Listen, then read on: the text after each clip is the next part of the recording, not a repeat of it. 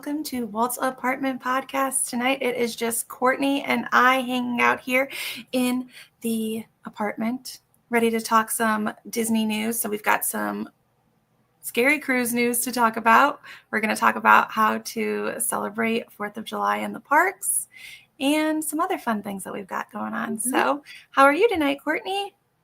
I'm good. Long day at work. Getting ready to have a long weekend. And a long fun weekend. Yeah, tell everybody who doesn't listen to Extra Magic Hour, because they should, but tell everybody what you and Joey have coming up soon. So Joey and I are going on, his first cruise, my second Carnival cruise, to Cabo and Ensenada starting next Wednesday we leave. Well, we'll go down to Long Beach on the 9th, but we leave on the 10th, so we'll be there on Thursday. So you've been to Cabo before, right? I went on a work trip to Cabo, yes. But Joey's not been? I don't know if he's been to Cabo or not, but I know he's never been on a cruise ship. So. Oh, that's exciting. And I mean, it's no Disney cruise, but no, Carnival cruises are still fun. Yeah, but it's a 5-day Carnival cruise. We're going horseback riding, and we're going we're gonna go see some breweries and eat pizza and tacos and all that fun stuff. So it'll be a blast. Can't wait to hear about it. So before we jump too far into today's topics, we want to thank our sponsors, Sunken City Design, Getaway Today, and We're in the Park. And a big shout out to our Lamplighters, who are our Patreons. They are over in our Discord, actually, keeping the conversation going and hanging out with us. So if you have not joined our Discord, it is absolutely free. You should join it. Hang out with us there. Check out our tiers on Patreon. And if you need to find those links, they are on all of our social media or in our show notes on any of our podcast episodes. So let's see. Let's say hi to who we have here in the chat today. We've got Entertainer. Hello, how are you? Jen, good to see you. Oh, Kevin's here. Hey, Kevin. Totally free Discord, Sean Williams says. Right. Sean Williams, who is ditching us tonight because he has to work. Yep. Work. Boo. Nobody needs to work. Just kidding. We all need to work. Yeah. So we are actually going to get started with some This Week in Disney History. So, July 1st, 1975, Wedway People Mover officially opened in Magic Kingdom at Walt Disney World, often called the Tomorrowland Transit Authority. AZ Big Man says girl power, for sure. And we get to love on each other some more tomorrow night when we record Extra Magic Hours. So we're going to try and bring a little Extra Magic Hour magic to our Walt's Apartment live show tonight. Yeah. You were -2 in 1975. She said, I was just a twinkle in my dad's eyes. The greatest segment of the entire show. Okay, Sean. I don't know about all that. We had to modify it a little bit for Extra Magic Hour. So if you haven't been listening to Extra Magic Hour, 1, what's wrong with you? But 2, go listen to it. Go listen to the list we put on. What are you doing with your life? Because on Extra Magic Hour now, we don't just cover Disney parks. We cover all of the theme parks across. We even talk about Halloween Horror Nights. We do. And we're talking about like Universal's horror themed, what do we want to call them? Experiences that they're planning all across the U.S. right now. They've got one opening up in Vegas soon. We've got one opening up in Chicago. Yeah, I'm excited. I'm scared but excited because I'm gonna have to go take one for the team, but I'm a little nervous about it. So back to the greatest segment of the entire show, as Sean likes to call it. Just kidding. July 1st, 1933. The Mickey Mouse short, Mickey's Gala premiered. So that's a long time ago. That is. But even before that, in 1928, Steamboat Willie was test screened with live sound effects at an early version, like at an early showing. Oh, okay. So For those of you who don't know, that's Disney's first sound cartoon. It was 1928. And then But we celebrated it in November, but it was test screened it was in July. with sound. It was the first time they tried it with sound. So it's a little different. And obviously lots of things leading up to park opening, with July 17th, 1955 being the official dedication opening. So we'll have that in our next coming weeks for This Week in Disney History. But right now, Entertainer. This just in from Entertainer. This Week in History 2010. Eileen Woods, the voice of Cinderella, passed away in 1989. Ben Wright, voice of Roger in 101 Dalmatians, and Grimsby in The Little Mermaid, died. Always count on Entertainer to come through with some extra This Week in Disney History. He's got all the facts. Yep. Entertainer, where do you pull your facts from? Are those just like stored in your brain? Do you have a database somewhere? I'm curious where you pull your This Week in Disney History from. So, while Entertainer answers that, we are going to get ready to hear from one of our sponsors. And then when we come back, we're going to talk about some unfortunate Disney cruise news that ended up being okay, but we'll get there. I do too, Entertainer. Got a lot of data stored up here. All right, so we are going to hear from Where in the Park. Hey fam, what scavenger hunt are you doing? Well, we are doing Where in the Park. Do you guys know Where in the Park? Because we do. We do. So how you play this is that they give you a deck of cards with an image on it, and you get to look around and see where in the park that is. And they're fun. So if you like to find stuff, this is what you need to do. The amazing game, Where in the Park, right here. If you're a seasoned Disney park goers as we are, it's a fun, challenging even for the hardcore Disney parks fan. We have played the Where in the Park games that we felt like, ooh, we got still this a challenge. Oh no, yeah, still a challenge, a fun challenge though, not an impossible challenge. Check Yeah, them out. they get really close to details, and you're like, I have never even seen that. I don't even know. Where in the park have I seen that? The great thing about these is that they're not in attractions and they're out in the open places. It's meant for families to play. Besides people who've been there a lot, it's fun for people that are new to the parks as well, because you catch some of those details that you would probably miss when you're first going. So there's images that you are finding on one side of the card, and then the other has the hint and the answer that you can reveal if you choose to. Before it was just the hint and the answer, but now if you really want the land, It'll tell you they'll where. give you the land for an extra hint. You guys can take as long as you wish without the hint. Yeah. Without the hint, it's hard. But that's what makes it fun. But they do not just do Disney parks, obviously. What other parks do you guys actually cover? Universal and all that good stuff. East Coast, West Coast, and they're continuing to expand even more after that. Check them out, whereinthepark.com, if you need to get some game packs. They are so much fun. We appreciate Where in the Park. They're awesome. We love Kevin and that. Amanda. Get you some Where in the Park today. Hell yeah. Use promo code Walt's APT Podcast to save 10% at whereinthepark.com. Definitely check out Kevin, Amanda, and Kim at Where in the Park. They are not just huge supporters of the show. They are a huge part of our team here, part of our family, and they help us make the magic come true. Yeah. And they make your Disney Parks vacation magical too, or any theme park vacation magical, because they've got game packs for pretty much everywhere you're going to travel to in the U.S. that is theme park based. So yeah, Universal, Knott's, anything. Six Flags, all across America. Woo. Yep, all over the place. And that is a huge feat. We love them for that. So I'm going to share this video that came from TikTok. Sean shared it in our Discord, and then we'll talk about it after.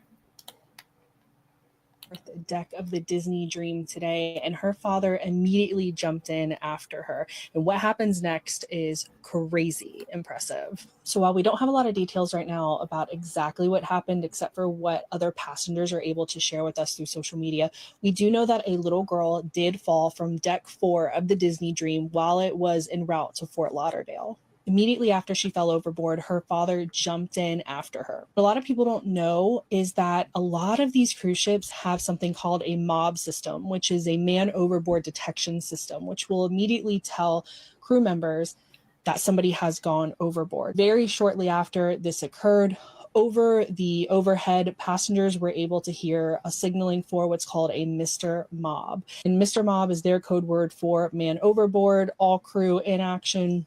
We're stopping what we're doing. We're going to go rescue these people. Within minutes of them going overboard, they were able to throw life preservers to them. And then from there, they were able to stop the ship, get lifeboats into the water, and within 10 minutes were able to rescue them. It took about 4 to 5 minutes, and then they were back on the ship. This might seem like a lot of time, 20-ish minutes to tread water, but when I tell you that that is actually very impressive, that is very impressive. Of course, all the credit due is to the fast acting and highly trained crew that Disney has on board, because this is something that they train for. While we don't know exactly how this little girl ended up in the water, what we do know is that they still keep up with their training, even though they do such a great job of designing their ships in a way where people don't go overboard.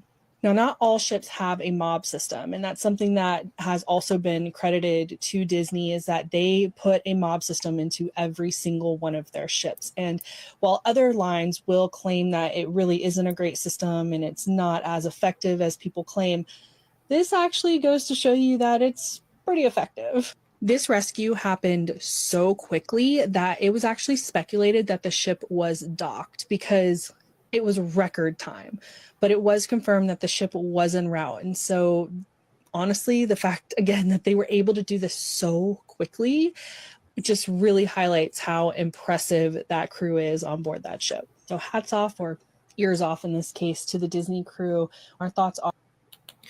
So yeah, it's definitely a fear for a lot of people going on cruise ships. What if I fall over it? Not that you and Joey, are not getting on a cruise soon. I know. I was like, when this happened, I was like, oh shit. Great. But not that he has a fear of cruise ships, and honestly, it doesn't happen very often. Like she said, we don't know any details about, well, at least on a Disney cruise, it doesn't happen very often. But like, we don't know the details of how the little girl was able to go overboard, but luckily the father jumped in right away, and the Disney crew, like she said, got in there really, really quickly and was able to save both of them and get them back on the ship. It is kind of really hard, especially on deck 4, to fall overboard. So it is under investigation right now. They haven't said much else about it, and they did say that she did not get placed on the railing, and she was not held over the railing by her father or anybody else. So that means she either climbed or was doing something she wasn't supposed to. They make it virtually impossible to fall off of a cruise ship. You have to really try try to hard. fall off. You have to try to fall off. And there's plexiglass like everywhere, and like you'll see like in a lot of these Disney cruise ship groups where people are like posting pictures outside of their I don't think so. Kevin says she fell backwards through a porthole. The portholes don't open. Most of the Dream and the Fantasy have been upgraded where the portholes are magic portholes, where you see you can see the outside, but also like Disney characters show up on them, like their screens. So I don't think they're really. Yeah, that's crazy. Disney characters will show up in the portholes. So I don't think she fell out of a porthole. So let's talk about cruise ship layouts then for Disney Cruise Line, because I've never taken Disney Cruise Line. I've taken other cruises, but what would you? So is fourth? What is the fourth deck? The fourth deck usually see the thing. This is the thing is also I know the Disney Dream and the Disney Fantasy are a different class of ship that we have not been on yet. We will be going on the Fantasy in February. But usually deck 4 is where like the Walt Disney Theater is. It's got the shops. A lot of this stuff is indoors. It could be different on the bigger ship, but like on the Disney Magic and the Disney Wonder, like deck 4 is where all the shops are, unless you go out like on, now they all have like an atrium outside that you can walk along the outside of Like the seating and stuff. Yeah. yeah, but like but a child would not be taller than that, I don't think so. Sean said they said the ship has holes that didn't have glass. This was back by the track, and it's believed she fell through one of them. That could be. I mean, you're not really supposed to be back there. That still doesn't sound. Because I know that it has a running track. I think those ships have a running track, so she could have been on that. I don't know if that's. Yeah, that's what true it or sounds not. like Sean is saying over by the running track, and part of it didn't have glass and she fell through it. That is going to be a lawsuit waiting to happen if that's what happened. Right. But thank goodness But then also, that she she's shouldn't have okay. been there by herself. Well, obviously she wasn't. Her dad was there. So yeah. Oh, that's true. He did see her and go right. And he in. jumped in right after. So that is just, it's scary. Definitely something that no parent wants to experience, or honestly, nobody on that cruise ship wants to see any kid or anybody for that matter get hurt. But I will say, like, that response time is amazing, because a lot of times historically on cruise ships, when people fall over, they do not get rescued. Mm-hmm. Yeah. So. And also, like, if it was a different cruise ship, like she was saying, like, because, you know, some don't have a MOB system. Yeah. Yeah. So if it was a different cruise ship, it could have been a lot worse. So. Yikes. Yeah. But we're not saying don't take Disney cruises. Yeah. Take them. Just I mean, it's totally safe, and just be aware of your surroundings and watch your kids at all times. Like you should be. Okay. Definitely. We're going to move into the parks, though. Yes. Because it's a little bit of a somber week for people who have sentimental value to things that are held within Magic Kingdom in particular. So, hang on. We can stop for a second. We can go back. This week in Disney history, 1986, The Great Mouse Detective was released. Its success kept Disney interested in making cartoon movies. Thank you. All right. I love that movie. We've got something for the memory books and something for the blueprints that are coming to Magic Kingdom. So we said goodbye to a few things in Magic Kingdom this week, and we're even saying hello to Reimagined Epcot this week. So lots of things coming and going. Yes. So this Sunday marks the final day for Tom Sawyer Island and the Liberty Square Riverboat and the Rivers of America Loop. They're not e-ticket attractions. They're not 90-minute wait line or wait rides. No. But for a lot of people, they were the soul of the early Magic Kingdom days. Tom Sawyer Island was just, a curious place to explore. And the raft ride over was just something that made it a little extra special, a little extra Disney magic, something that you didn't really have in other theme parks. And then the caves, obviously something that kids loved exploring. They weren't rides, they were spaces that you could just go and be with your kids and hang out, just breathe, relax, play at your own pace. And that's something that is becoming really rare in the Disney parks, is just having that downtime, that space where you can just go and exist.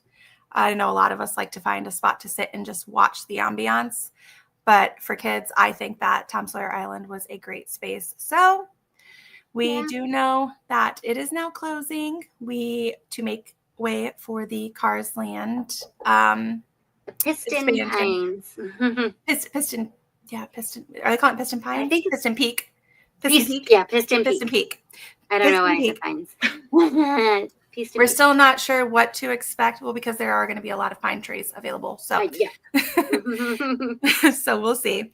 But also new tech coming to Epcot this week. So Test Track 3.75 and a half, or whatever they're going to call it at this point, just open for pass holder previews.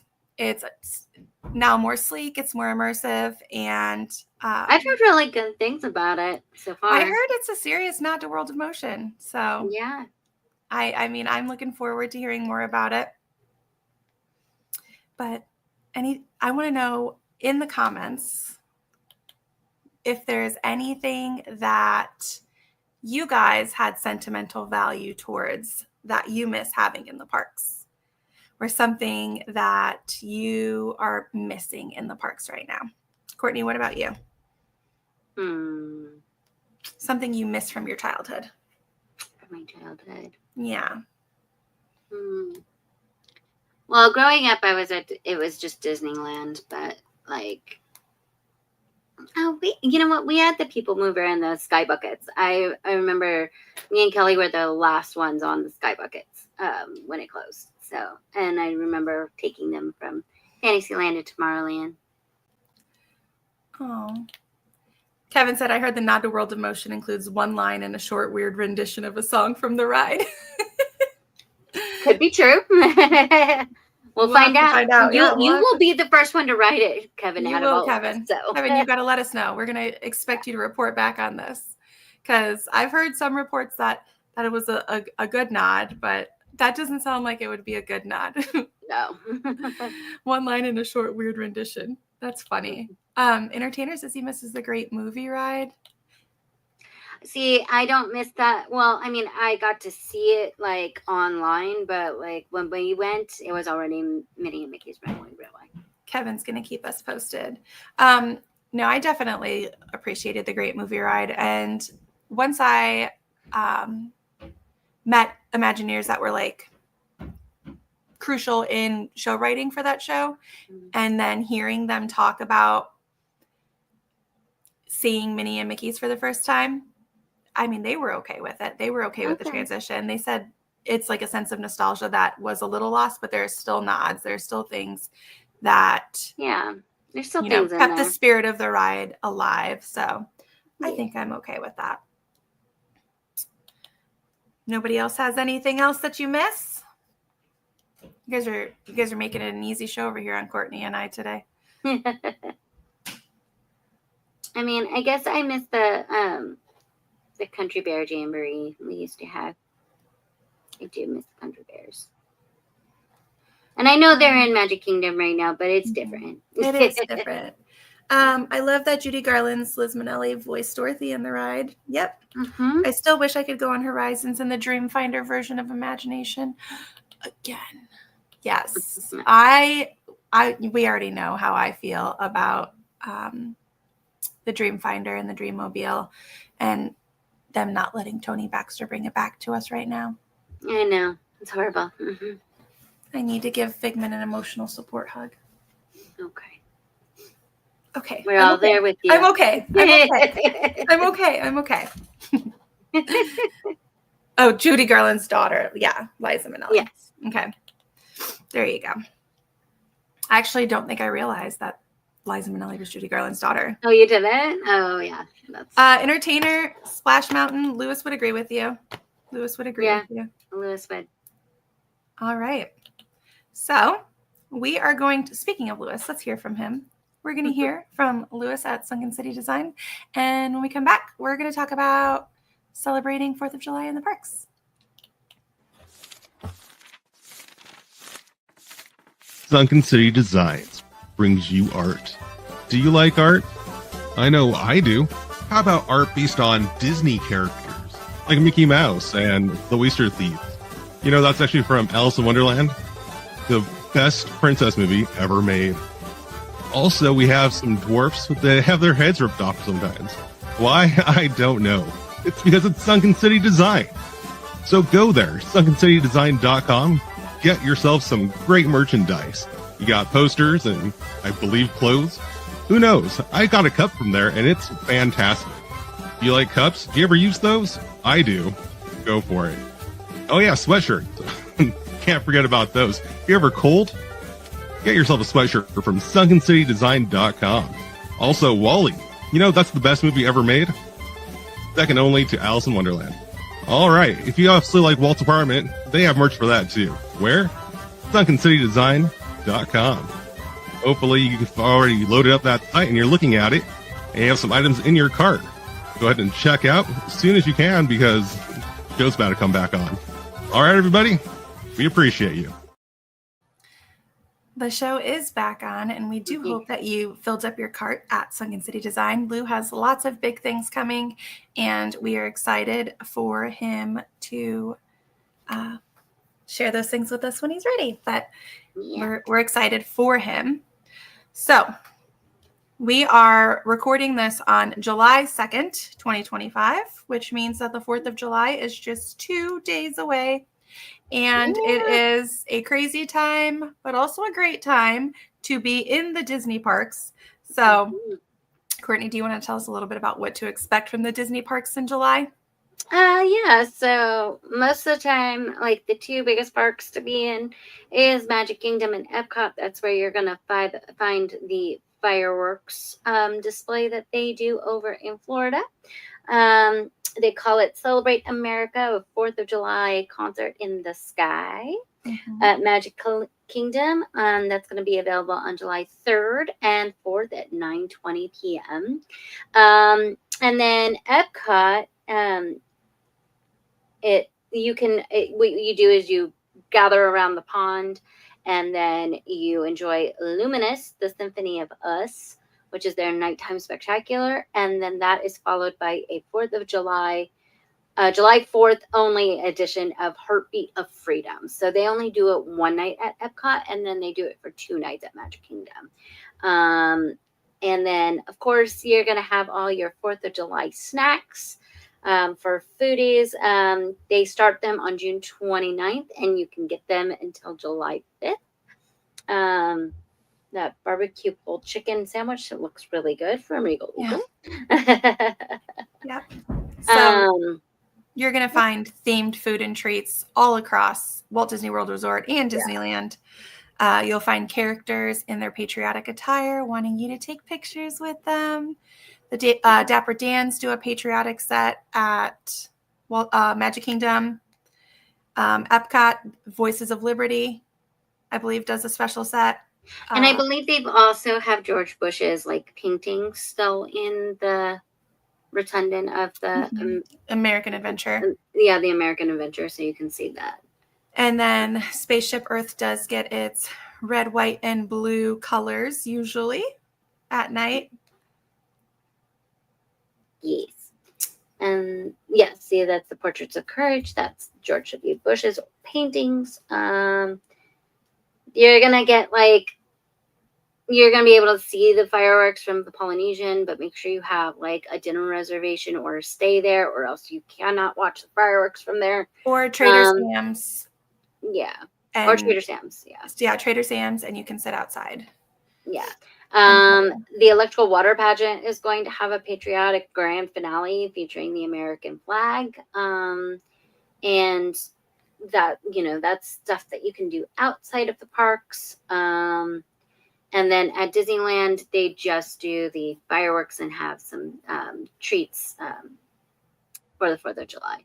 And you can always check out the flag retreat. It's always a little more emotional to watch on July 4th with, veterans being honored on Main Street. Yeah, they'll call them up. Yeah. But again, character meet and greets in their patriotic attire, special July 4th food offerings. And if you just are like, hey, how can I participate? What can I do to make it extra special? Well, there's tons of 4th of July merch. Yes, always merch. Always merch. Tons of 4th of July merch. And it always sells really well. And it's usually very, very special. So you can wear red. You can wear red, white, and blue, but red, white, and Disney. You can make sure that so like I said, it's a chaotic time to be at the parks on the 4th of July. It is chaos. Very, very busy. Especially in Florida. And it's hot. Yeah. Lines are long. So make sure that you have the app downloaded. And do your mobile orders. Yes. Early. Mobile order early. Arrive early and stay late for all of the festivities. You don't want to miss anything. Fireworks spots start filling up about 7 p.m. Yeah. And they're not till line up early to get good spots for the fireworks. Yeah. And it's hot all over the country right now. but especially where our theme parks are. So make sure that you are staying hydrated. Make sure you're staying cool. Big fans and cooling towels. We do special 4th of July pins as well. So make sure you grab some of those as keepsakes. I don't know. Anything else we want to say about 4th of July in the parks? I've never done 4th in the parks. Have you, Courtney? Yes, I did get to go see the 4th of July fireworks at Disneyland one time. And it was very nice. I think at that time they did them like on the 3rd and the 4th, and I think we were there on the 3rd, so it wasn't as crowded, but it was a very nice one. They kind of do it to patriotic music and it's all red, white, and blue. It's a very different fireworks show for sure than their normal one. So it doesn't have like any Disney-esque parts in it. So don't expect to see characters or anything, but it's still very moving and very good. They put on a good patriotic show. Yeah. And I believe they do stream them. I know I saw them streamed last year, I believe. They could. I don't know. Well, if not, there are usually live streamers. There are usually live Absolutely. streamers who are streaming them. So you can look for those. Definitely on YouTube. that. Maybe the Disney Parks blog sometimes does it. I don't know. I feel like they might have last year, but I could be wrong. I know I watched them last year. So I watched You just don't them remember somewhere. who you I were can't watching. remember who. No, that's okay. Okay. So we are going to try and do something a little bit different tonight. We just like rolled through our news that we had. Yeah, It's we didn't have very much. We didn't have very much news, especially because we are recording Extra Magic Hour tomorrow too. So we're debating whether to go to Universal or Knott's on Friday. Well, I don't know what Universal. Well, I'm sure they both have. That's good on 4th of July. Actually, last year we met Kevin and Amanda at Universal for 4th of July. Unfortunately, this year we can't go anywhere because our parents are on a cruise and we have to stay home with the dog. So we are going to go see Jurassic Park during the day, but at night we can't leave them alone because of the fireworks. So yeah. Oh, if our parents were home, we totally meet you at Universal, Kevin. Totally. Well, Kevin, then I'll make the decision for you guys. And you guys go to Knott's, and then you let us know whether you had more fun at Universal last year or more fun at Knott's this year. We can make it an Extra Magic Hour special with Kevin and Amanda from Where in the Park. He said, we will get to that in a second, entertainer. How sad. How sad that I want you to go to Knott's. I'm sorry. No, he probably said how sad that we can't go anywhere. Let's see. I read the answers to the mailbag questions at Diz Insider. I heard work on the live action Tangled could begin soon. I hope they don't cast JoJo Siwa as Rapunzel. I'm just not a fan of hers. I don't know anything about it. I don't want JoJo Siwa in anything. The last time I heard about this, it was shelved because, Snow White. So, I don't know why they would think that they could bring that back all of a sudden, unless they're basing it off of the fact that Lilo and Stitch did well. I don't know. I'm okay with a live action Tangled. I'm not. I will see. I will give that a chance, especially with the JoJo Siwa, because I don't think JoJo Siwa. Yeah, no. I don't think she's a Rapunzel. Sabrina Carpenter for Rapunzel. I ship that. Not okay. She might be a good choice, but as Kelly and I were talking the other day, Sean, Sabrina, her brand's not about Disney right now, and Disney's not going to have her the way that she is right now. No, she's spicy. She's surpassed. Yeah, she's in her Miley Cyrus spicy era, which she might get past. It's okay. Not as crazy as Miley was in her spicy era, but she's not shaving her head like Britney Spears did. No. But Courtney, it's because Lilo and Stitch was a major success. Yeah, but then we also have to. But see, the thing is, but Lilo and Stitch is totally different from a princess movie. And we've already seen where princess movies lie with their live action remakes. Absolutely not, Sydney Sweeney. She's not, No. I don't see Disney casting her either. Yeah. I mean, I just need to dye my hair blonde. She's been so sexualized. I'm sorry. I'm just going to put this out there. Sydney Sweeney has been so sexualized that I don't think Disney would touch her with a 10-foot pole right now. So, And I mean, that's kind of how Sabrina Carpenter is portraying herself as well. And actually, like, that's kind of the reason why. And for Rapunzel being so sweet and innocent because she's been locked in a tower, I don't see those type of girls right now and how they want to portray themselves as doing that. Yes. So Kevin said How to Train Your Dragon did well. So live action remakes aren't the problem. Exactly. Yeah. And like we said, Lilo and Stitch did well. Yeah. I do think that they could do well with the Moana live action. I think if they have the right casting, they could do well with Moana. But princess movies are a hard sell. Mm-hmm. Absolutely not. Nope. Yeah. Nope. I wouldn't even go for Taylor. If they wouldn't Taylor's too busy. If they wouldn't have used her as Ladypool, I would have gone for Blake Lively. Yeah, but now she's toxic. She can't be touched right now. So. Yeah. It's hard. It's a hard sell. Then who? I just said I'm going to dye my hair blonde and I'm going to become Rapunzel. I can pretend to be a sad princess who sings and sweeps floors. I would take Taylor Swift over JoJo Siwa anyways. Agreed, yes. But Taylor's too busy to do that right now. She is living her best life. Absolutely. Plus, I don't know. Have you seen her act? I love Taylor, but girl. Oh, yeah. Valentine's Day was horrible. But also, she was young. Taylor Lautner. Taylor Lautner, yeah. But I thought he did great in other movies that she wasn't in. Don't date your coworkers in movies. Yeah. And then your chemistry won't be weird on screen. Yeah. Go with that. Right. All right. So I actually would maybe go with Dove Cameron, but I don't know. She might be a little maybe they can hire an unknown. Yeah. I would probably go with an unknown.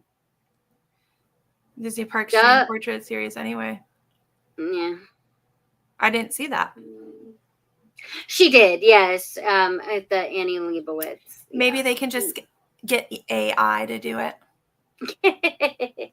Speaking of AI, we're going to try and trick AI tonight. We're going to play a game where I want you guys to give me absolutely absurd things that you think cannot be proven true about a Disney movie. Like the example I gave last time we talked about this was Gaston is a better hero than Hercules. And we're going to see if AI can prove our statements wrong. We could say Taylor Swift would convince me that there's a better candidate for Rapunzel live action than Taylor Swift. And we'll see what they say for that. So I will work on that. I want you guys to come up with absolutely absurd things while we were on this next commercial break that you're like, there is no way that they can prove this otherwise. And then we'll see what kind of craziness AI comes up with.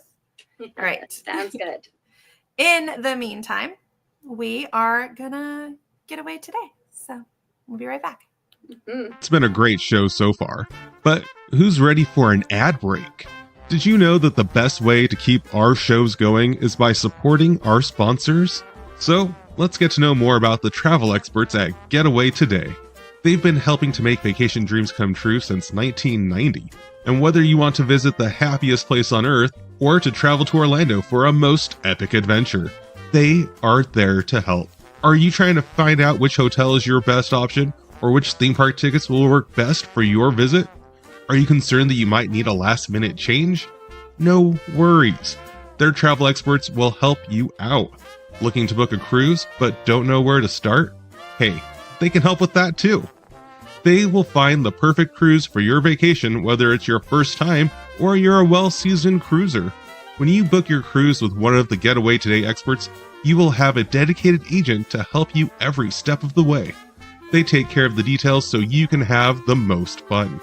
Getaway Today offers peace of mind travel, allowing you to cancel or make changes up to 72 hours before your trip. You will always have the most up-to-date vacation information both pre-arrival and upon welcome. Getaway Today guarantees the best prices, with no hidden fees, and every time you book through Getaway Today, they will donate a portion back to a charitable organization in your area. And so far, over $4.5 million have been donated. So go ahead and dial 1-855-GETAWAY, that's 1-855-438-2929, and be sure to tell them that Walt's Apartment sent you. Or just click the link in our show notes for more information and the best deals to start your Disney, Universal Studios, or cruise vacation planning. What I'm trying to say is, if you like to travel, check out Getaway Today. All right, so now it's time to get back to enjoying that view from Walt's apartment. Let's get back to the show. Definitely check out Getaway Today for all of your vacation needs. They are free of charge to use, and they can get you anywhere you pretty much want to go. So check them out and let them know that we sent you. I actually told them to tell someone we sent them this week, so it's fine. Nice. All right. So I asked AI to convince me that Taylor Swift was the perfect choice for Rapunzel in a live action movie. And then I asked AI to convince me someone else would be better and it gave me both. So it named someone neither of us named. So no? Oh, good. Oh no, Entertainer, we're trying to trick AI right now. So yeah. Just so like Kevin said, the evil queen has a better singing voice than Snow White. I want to hear what it says about that. We're gonna see what it says about that. For sure. Okay. So it says she is the character, spirited, curious, and creatively locked away. She already sings like a Disney princess. Mm-hmm. Let's talk about how great her hair is. She has the range, not just vocally, but emotionally. I don't know about emotional. It says, see all too well the short film. Oh, You can swing from giddy to grief to fierce independence. Exactly what the role needs. She already commands a kingdom. Literally. That one made me giggle. And she would elevate the whole movie because guess what? If Disney cast Taylor, it's not just a film, it's an event. It would be a best-selling soundtrack. Box office would be record-breaking. Swifties and Disney fans would be a cultural takeover. They're not wrong on that. They're not. So I said, let's flip the script. Who could do it better? They said Florence Pugh. See that, although she's feisty though, but so is Rapunzel. But Florence was very good in Little Woman with Meek and Minor, so I could see it. I should have thought. So that's what it just said. Florence Pugh has proven herself in period dramas like Little Women, action films like Black Widow, and psychological thrillers like Don't Worry, Darling. Rapunzel is more than a girl with a brush. She's funny, feisty, terrified, brave, and grows into her power. Florence can do all of that without ever seeming like she's playing dress up. Absolutely. She brings real grit to the role. Mm-hmm. She fights for her place and she doesn't just dance through it. She has that natural toughness wrapped in warmth. I would love seeing her the frying pan on whoever plays Flynn Rider. And it would be really fun. Yes, she can sing, and the fact that she can sing is unexpected to most people. So they would be like, "Whoa!" And she doesn't. We haven't seen her sing in a movie yet. She becomes the role, and they said that her songs would feel personal, almost indie folk, and they would feel fresh, not manufactured. Okay.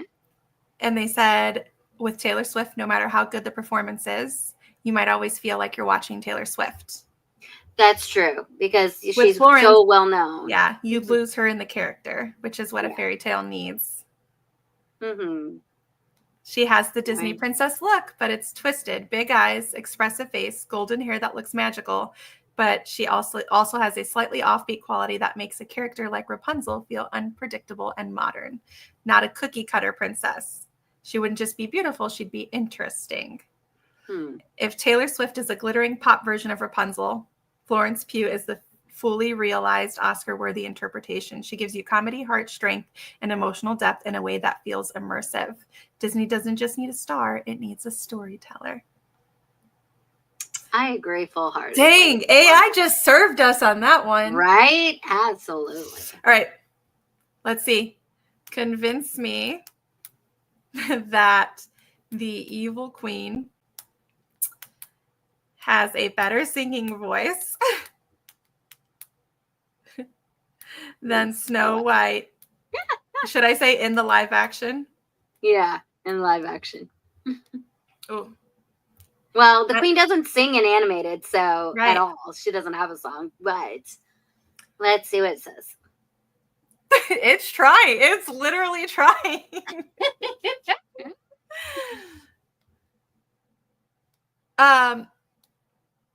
Snow White is traditionally written with a high childlike soprano, sweet but limited. The evil queen can have a darker, more powerful mezzo-soprano or contralto voice. It should be deep vibrato, haunting resonance, and sultry control. She doesn't chirp, she commands. Okay.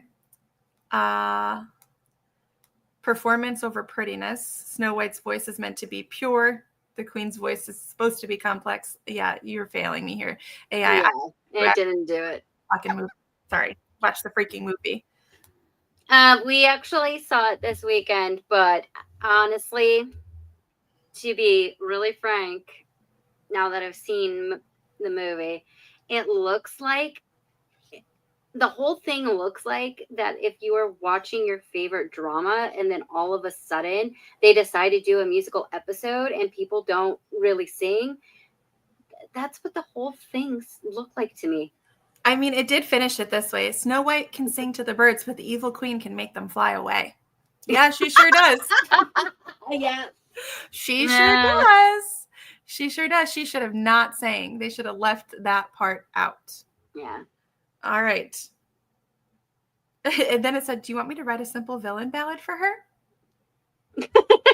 Well, it might be better than what she sings. Sing. All right. It might be better than what she sings in the movie. Convince me, Sean said, convince me that Bob Chapek did a good job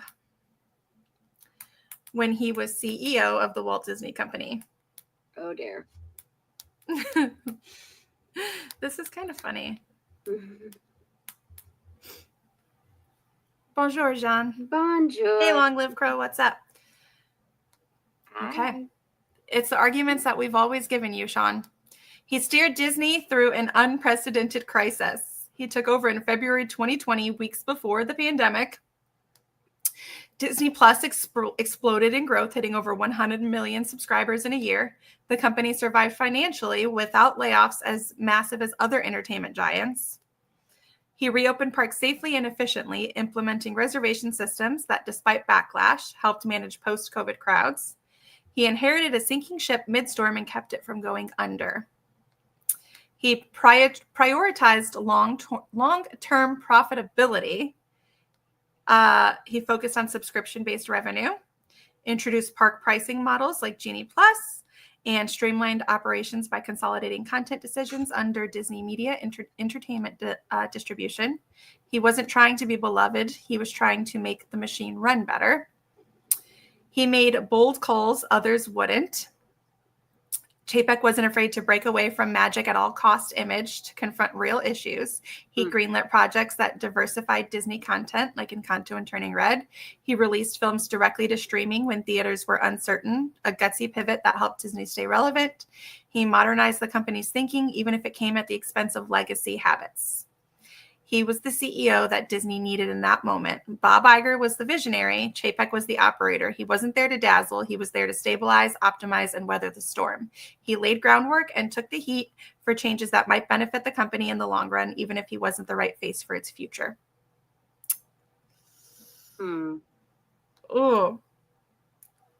That's a hard one. It is a hard one because it's true, because we always say he was the fall boy.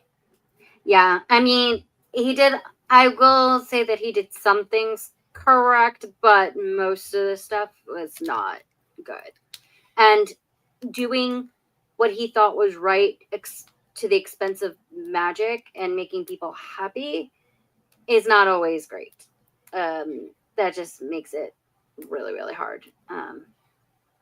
Needless to say, I still think that it was the right decision to let him go and Bob Iger come back. Yeah. And I mean, it's not wrong to say that he inherited a sinking ship at the time. Like, every company was a sinking ship at that time. Yeah. Yeah.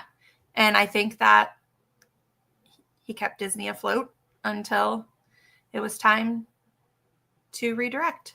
So Sean said, I agree. Thank you, AI. And thank you, Bob Chapek. No. We're not thanking Bob Chapek. We can, because I mean, everything is like, it's like the multiverse. Like, one thing happens and then it changes everything. So I know, but still, like, in the vast world of all of the Disney CEOs, I still think he was probably more towards the bottom than the top. So, well, yeah, for sure. Kevin says, convince me that Epcot's World Showcase should have been built indoors. So that actually comes from the conversation that we had on Imagine That Monday that will be coming out this coming Monday. And we talked about how the initial imagining that Harper Goff had given of the World Showcase, well, it was supposed to be indoors, and Harper Goff was the one who said, let's bring it outdoors and put it around a lagoon. So we're going to make sure you check out Imagine That, and we're going to see if AI thinks that the World Showcase should have been built indoors. Number 1, Florida weather is the true villain. Kevin brought this up in our episode. The World Showcase is beautiful, but let's be honest, scorching summers, sudden downpours, humidity so thick it fogs your glasses, and no real shade. An indoor World Showcase would have meant climate controlled comfort year round. Number 2, Epcot. God, I wish I was on right now. Well, too bad, you ditched us to work. So exactly. But it's not like AI is going anywhere. We can do this again sometime, Sean. And no, you can't come on just to, sing praises to Bob Chapek. I remember when he hated Bob Chapek. Right. Number 2, Epcot was meant to be the city of the future. Walt's original vision for Epcot was a climate-controlled enclosed community where weather couldn't disrupt life, commerce, or innovation. An indoor World Showcase would have been the closest realization of that dream, a global city under one roof. Think a mega structure with skylights, simulated day-night lighting, and shifting ambiance per pavilion. Controlled weather. They're going to get it in Abu Dhabi, so, Yep. And that's what we talked about, too. We said, we wonder if they're going to pull out Harper Goff's original blueprints or the ones that they had before Harper Goff came in and reimagined them, and see if they use those for Abu Dhabi. Because we know those are somewhere in the archives. Absolutely. Controlled weather could even enhance the storytelling. Snow in Norway, a breeze in Morocco, cool dusk in Japan. Total environmental immersion. Bonjour, Jean. Bonjour. Number 3, indoor equals better storytelling. Including World Showcase would have allowed Imagineers to control lighting, sound, and transitions. No more visual clashes between countries or watching fireworks rigging in the daylight. Each pavilion could have used projection domes, moving ceilings, and scent effects to fully transport guests into their story. Imagine entering the UK pavilion through a foggy London street, or strolling through an indoor cherry blossom night in Japan. No matter the season outside, the theming possibilities are unlimited inside a show building. 4, it would have solved expansion problems. An indoor design could have been modular and expandable, making it easier to add countries without disrupting guest flow or dealing with outdoor construction. Envision a continuously evolving international promenade where walls shift to reveal new cultures, new tech, and new dining without blocking views of Spaceship Earth or crowding the lagoon. Number 5, Disney is already doing it elsewhere, and it works. Tokyo Disney Sea's Mediterranean Harbor has covered portions. Disneyland Paris has covered walkways and arcades. Even Star Wars Galaxy's Edge uses controlled sightlines and sound. Disney knows that controlling the environment equals better immersion. World Showcase could have pioneered this decades ago. Dang, Kevin. That was a good one. AI very much convinced us. I mean, we've all been thinking it. Yep. So we do know that they're probably going to do something like that in Abu Dhabi because it is it's just way hotter. too hot, and the windstorm, like the dust storms The they have. sandstorms. Yeah. I don't like sand. Kevin said, doesn't I'm even like convinced. sand. I'm convinced. And if Kevin's convinced, then you did a good job, AI. Exactly, yeah. It did ask me if I want a visual pitch for what the concept could look like. Ooh. maybe I'll say yes, and I'll put that in our absolutely free Discord. Please do, because it'll probably end up looking like Abu Dhabi. So I'm going to go ahead and I'm going to let AI create that visual pitch. If you want to see what that would look like with an indoor World Showcase, you're just going to have to come join our Discord and find out. Yep. You guys have any more what ifs or convince me because before we close out our show today? We've got lots of exciting things coming here at the apartment. We're coming up on our 6-year launch. Yeah. Launch and in also 6 years. The 70th anniversary of Disneyland is next week. Well, not next week, but the week after. Yep, the 17th.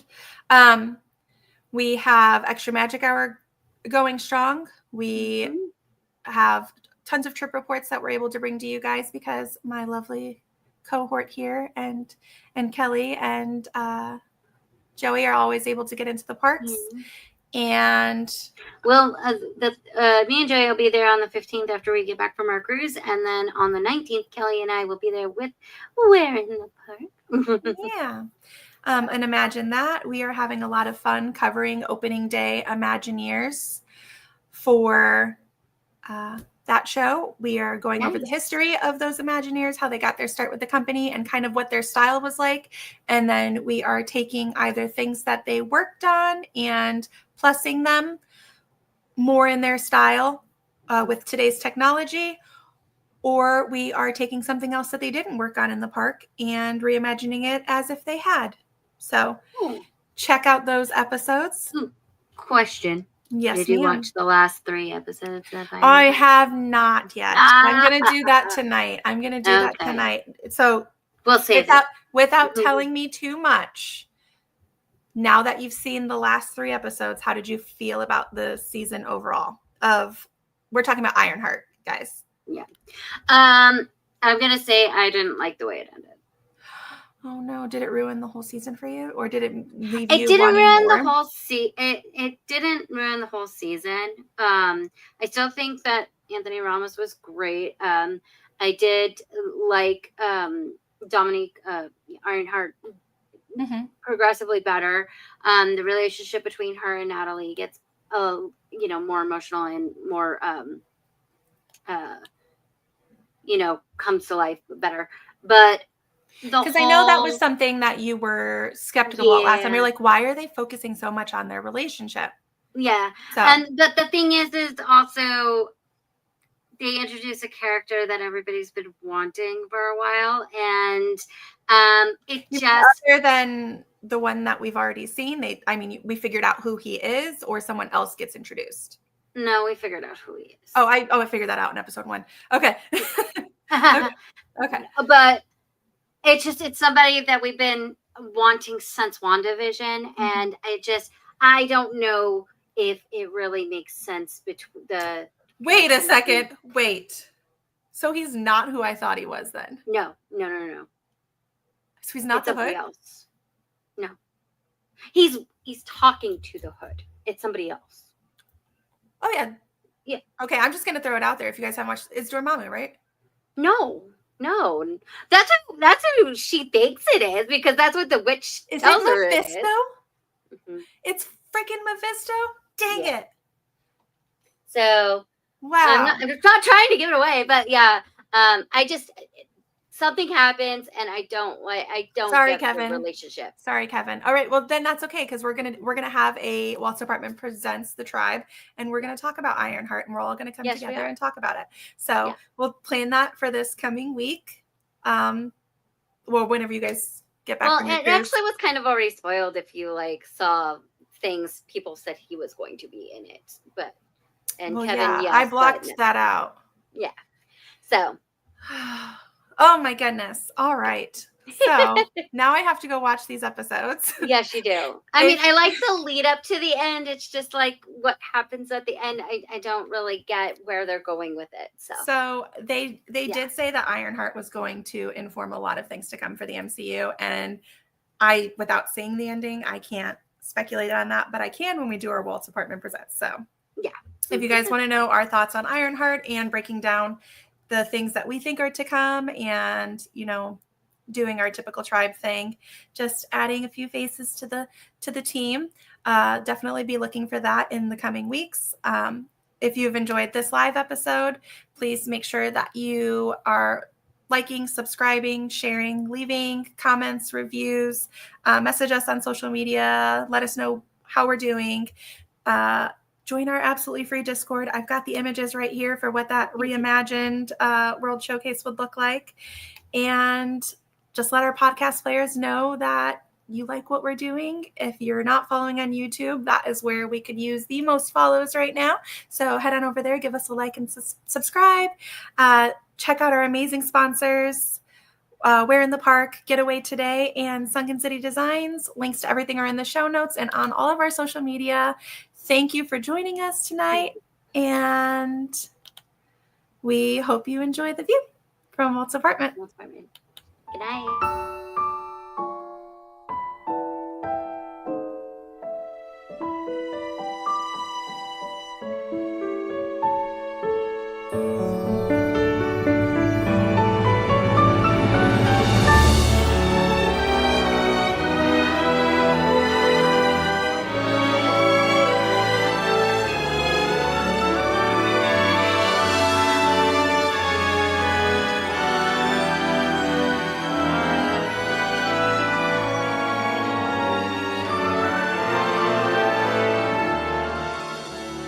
To all who come to this happy place, welcome. Disneyland is your land. Here age relives fond memories of the past, and here youth may savor the challenge and promise of the future. Disneyland is dedicated to the ideals, the dreams, and the hard facts that have created America, with the hope that it will be a source of joy and inspiration to all the world.